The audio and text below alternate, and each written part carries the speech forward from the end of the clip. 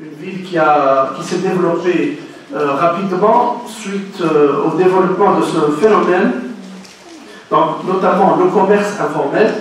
Ben Guelden, sur la frontière de la Libye, donc trois grands types de commerce qui ont été dégagés dans cette intervention. On note premièrement le commerce informel qui transite via le poste de la Sejdir. C'est un commerce donc, qui est contrôlé, mais étant donné la politique de l'État, la politique laxiste de l'État vis-à-vis de cette économie-là depuis des décennies, donc ce premier type de commerce s'est développé de façon spectaculaire, notamment après 89, c'est-à-dire suite au rétablissement des relations diplomatiques avec la Libye, puisqu'il y a eu une forte crise diplomatique entre la Libye et la Tunisie à l'époque de Bourguiba, avec le nouveau président Ben Ali. À ce moment-là, il y a eu donc, une grande coopération entre les deux pays, ce qui a permis de rouvrir les frontières. Et c'est à ce moment-là que l'économie informelle s'est développée de façon spectaculaire.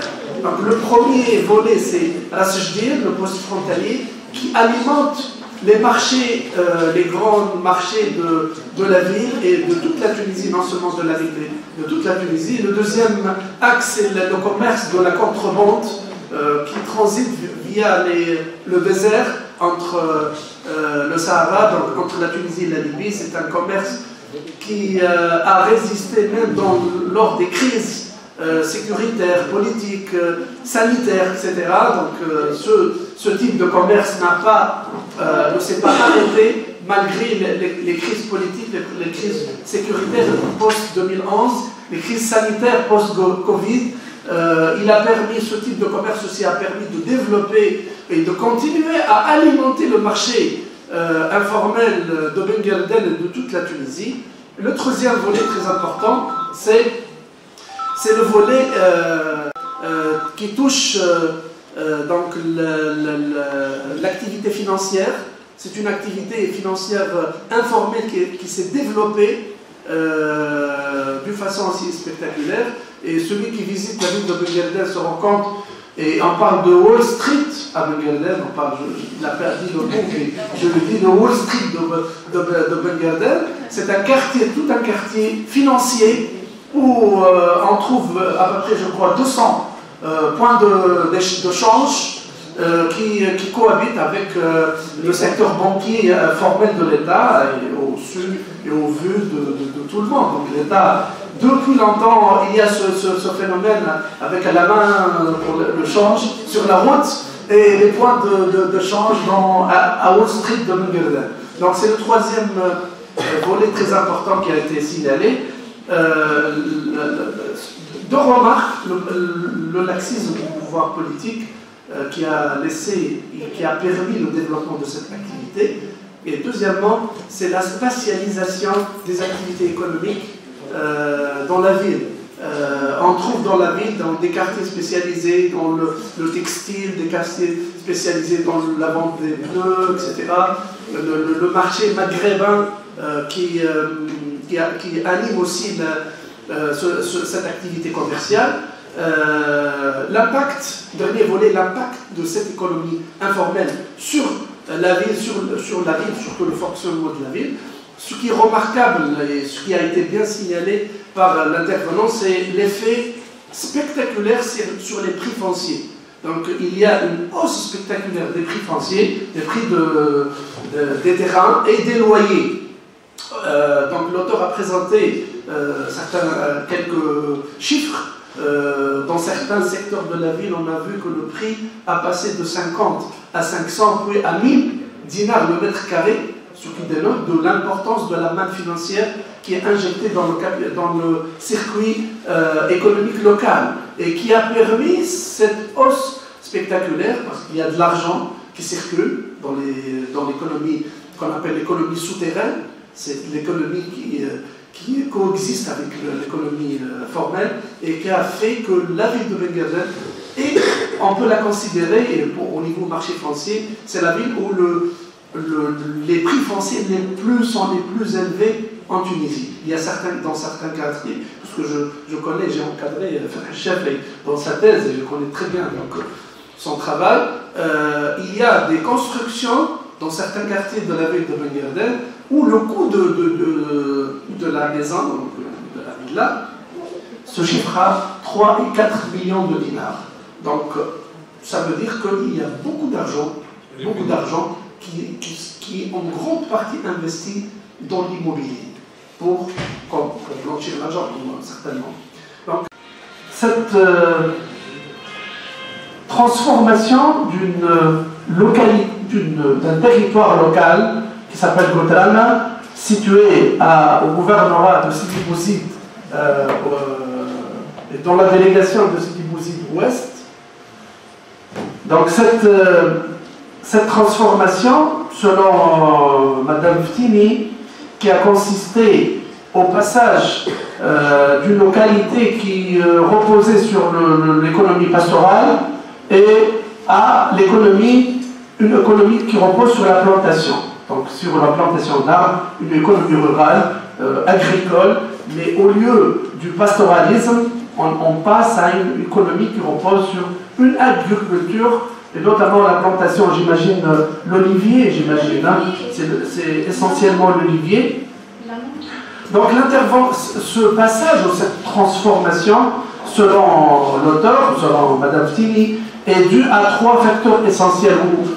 Elle a reposé sur 3 axes. L'État a intervenu, voilà, la stratégie de l'État a reposé sur 3 volets très importants. Premièrement, un volet qui concerne le foncier agricole, c'est-à-dire une transformation des structures foncières et notamment de la propriété foncière qui a passé du statut des terres collectives, des terrains qui appartiennent à la communauté, au statut des terrains privés.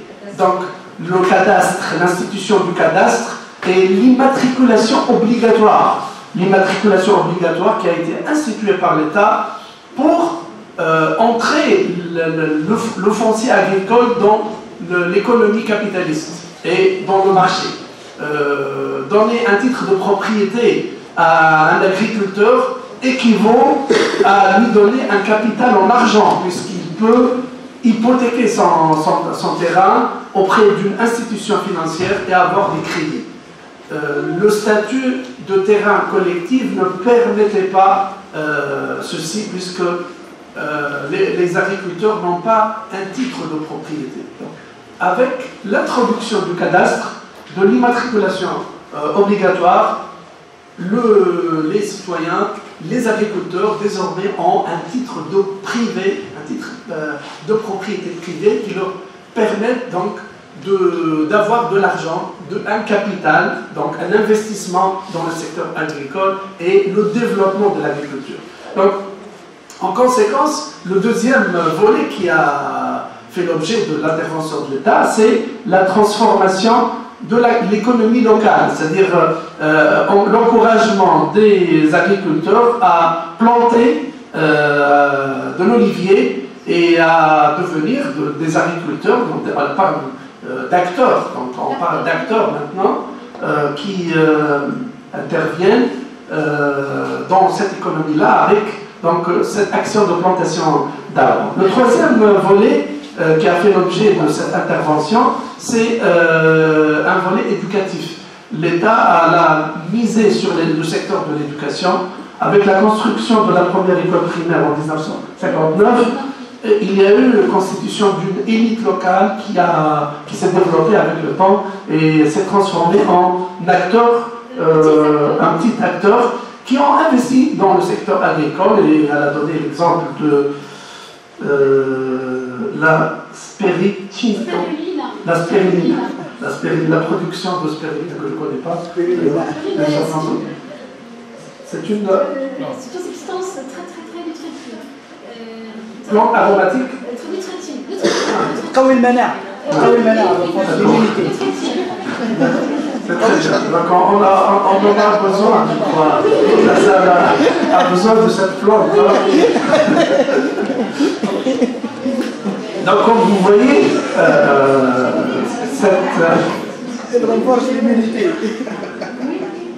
Donc cette transformation de l'économie locale, comme vous voyez, il y a eu trois volets, donc je rappelle, le volet foncier qui est fondamental, à mon avis personnel, puisque je me considère spécialiste en foncier, donc cette transformation, ce passage du foncier collectif au foncier privé, c'est le facteur fondamental qui a entraîné cette transformation de la société locale. Parce que c'est grâce à ce cadastre-là, on sait très bien que le cadastre a été introduit en Tunisie en 1885, mais les régions du centre ont gardé le statut des terres collectives, donc ça n'a pas marché, même avec la colonisation. Donc il a fallu qu'après l'indépendance, l'État instaure ce système d'immatriculation obligatoire qui a permis gratuitement, c'est un système gratuit qui permet à la population donc, de sortir de ce statut collectif et d'accéder à la propriété privée. Et je pense que c'est un axe fondamental qui a eu un effet direct sur l'économie locale et le changement donc, de l'organisation de l'économie locale. Et là, les petits acteurs, ils sont les facteurs des transformations actuelles, dès les années 80. Très très bien. Donc voilà, j'espère que j'ai traduit ce que vous avez présenté de façon un peu briève.